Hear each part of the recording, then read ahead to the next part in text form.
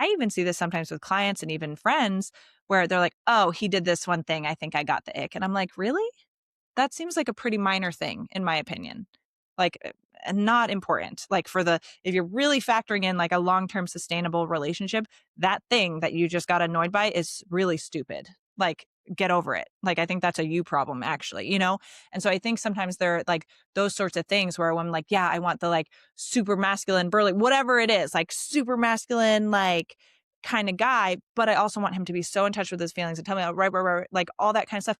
A lot of the time, a man who is super, super, super masculine, yeah, he's not always going to be every single day wanting to communicate his feelings, because if he's wired in those other ways to do all those like quote unquote masculine traits and behaviors and actions, that stuff probably isn't as developed or might not be as like forthcoming as you might want, right? So like also just the reality of understanding people and understanding men is something I think a lot of women are um in this place of not necessarily being a delusional, though I'm sure there are plenty, but in this place of like not always being realistic. And I don't want that to be mistaken for me saying you should settle, because that's not what I'm saying at all.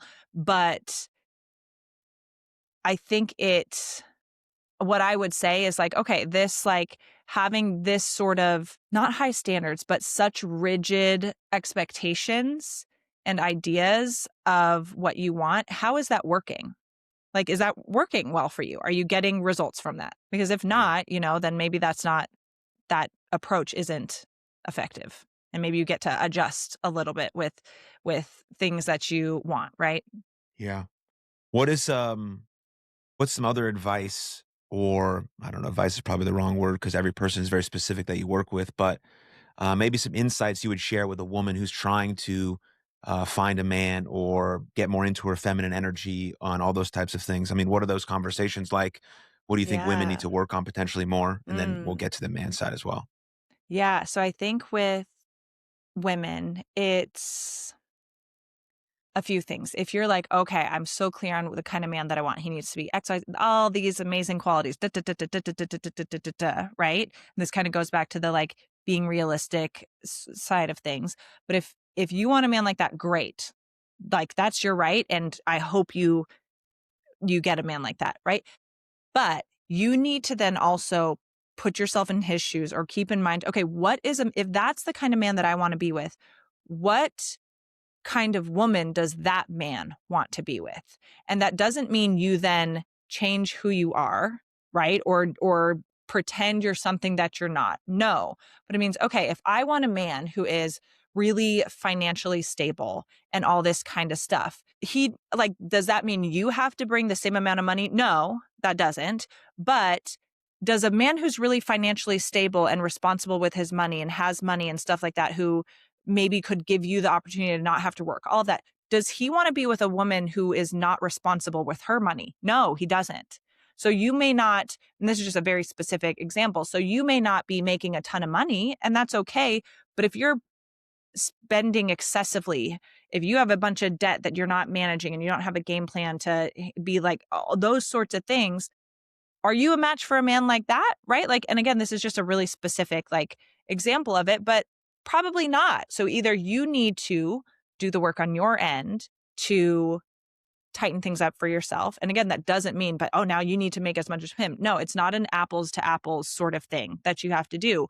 But keeping in mind, okay, like, oh, yeah, that would make sense that a man like that, who's worked very hard for his money and all that kind of stuff, he doesn't want to be with a woman who might feel like a liability financially because of how her habits with money are. Similarly, yes, you may have this really amazing list. Oh, I want a man who's super fit and like active and like health conscious, all that kind of stuff. Okay, what standard in that category are you holding yourself to? And again, it doesn't have to be the exact same thing, but is health and wellness and fitness, is that a priority for you? Because if you want a man who prioritizes that, how are you prioritizing that? What standard are you holding yourself to? That doesn't like, and again, it doesn't mean like, well, if he goes to the gym 5 times a week, so do I. That's not what I'm saying. But you have to be able to look at it. Okay, if I want this kind of man, what kind of woman does he want? And am Yeah. I pursuing that for myself, right? What standard am I holding myself to? And that doesn't mean you have to have arrived at those things, right? Like you can be a work in progress. Absolutely. I'm not saying, oh, you have to have it all figured out and then you'll be ready for that amazing man. No.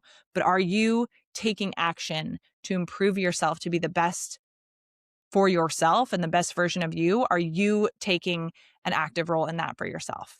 Right? Patreon is the home of our exclusive community where we do bonus episodes, live streams, Q&As, and merch discounts, and so much more. Patreon is the #1 way to support this podcast and to support my mental health nonprofit called You Are Loved.